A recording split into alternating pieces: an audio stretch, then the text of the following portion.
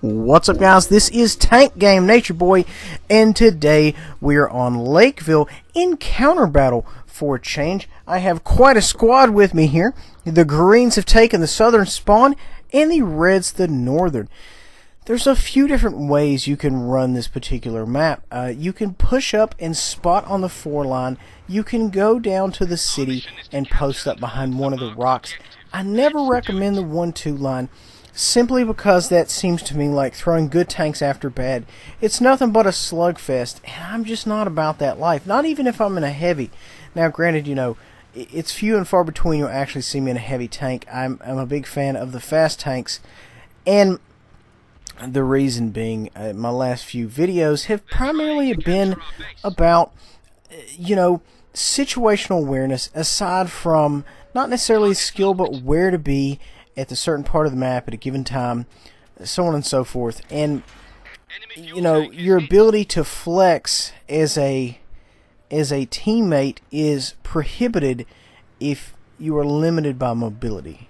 If you catch my drift. In other words, if, for example, I'm pushing the right flank, we have no one in the left flank, obviously, no one in the 1-2 line. Well, okay, boom. All of a sudden, let's assume some people are over there. Well, in a bat chat, yeah, I can flex over there to defend that flank. If you're heavy, you're in the city over there to my right, it's not going to happen. You know, if you were heavy directly to my 6, yes, you could flex over there to protect that tank.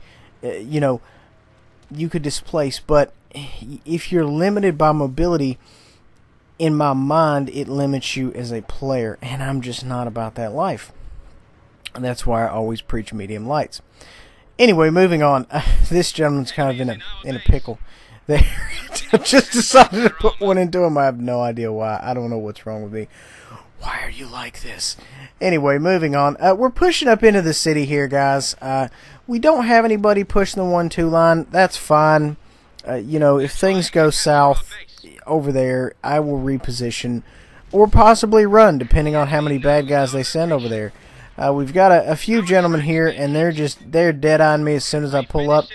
I took a few rounds, decided to go ahead and end that gentleman, which, you know, if you're faced with multiple tanks with, you know, HP, and then perhaps one is a one-shot, I would definitely go for the one-shot, get that gentleman off the board, because possibly somebody may not be able to pin him if he gets, you know, the proper area for haul down.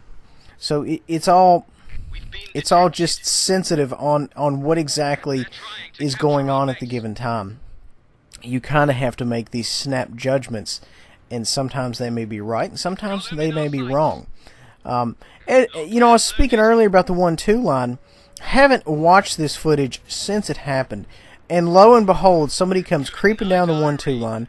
We managed to take out that gentleman who was a one-shot. He's no longer going to be a problem. And I'm kind of loitering around the 4 line. It's not really an issue until it becomes an issue. So, you know, don't necessarily make things more than they are.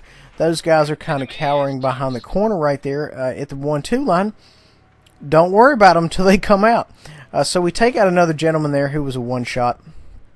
And essentially we're going to go down here, see if we can't get in a position to put some rounds on target. We're putting some fire here on this heavy tank.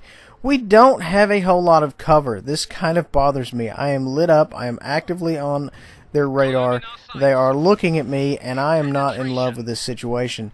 I just got tracked there. Man, it's just like not much cover, and I'm paranoid that I'm going to take a round, and I don't have a lot of health to give up to begin with. I wait till I break contact, and then I move up, which is always a good idea. As soon as I start moving, they spot me again, and by that time I'm behind cover again. So, you know, bat chat. Anyway, we still got some good shots here on this gentleman. You know, let's say we have possibly good shots, because you know what, we're not going to pin that gentleman from the front.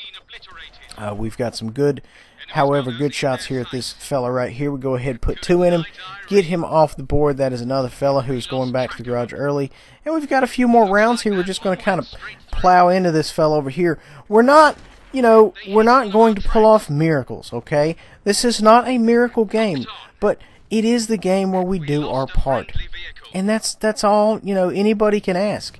That gentleman, all he could see was just a crack of daylight, and he fired to end up missing. But, you know, that Japanese accuracy on those massive guns is just not necessarily tack driver at any means. But that's fine.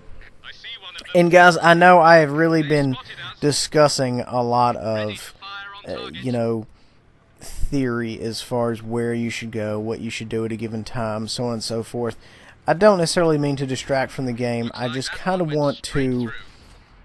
I feel like I have enough gameplay out there. I kind of want to take it to the next level and more or less educate you instead of the simple tank mechanics and, you know, how to shoot people who are coming at you. There goes another one. I want to kind of take it to that next level and give you an idea of what to do in a given situation. You know, map tactics, I would assume, is what would be the proper verbiage instead of individual tactics, if that makes sense. What to do if a given flank falls. 49-36, whatever assist. We didn't win, we did good, but we did our part. And that's all you can expect. In a situation like that, do the best you can. Guys, I really hope you enjoy. Please remember to like, subscribe, and share. Also, I have a Twitter account. Check the link below. I post things there if you'd like to talk to me there. It's fantastic. Giveaways are going to be coming next week, as well as the Defender Week Spot Guide sometime. See you guys next time.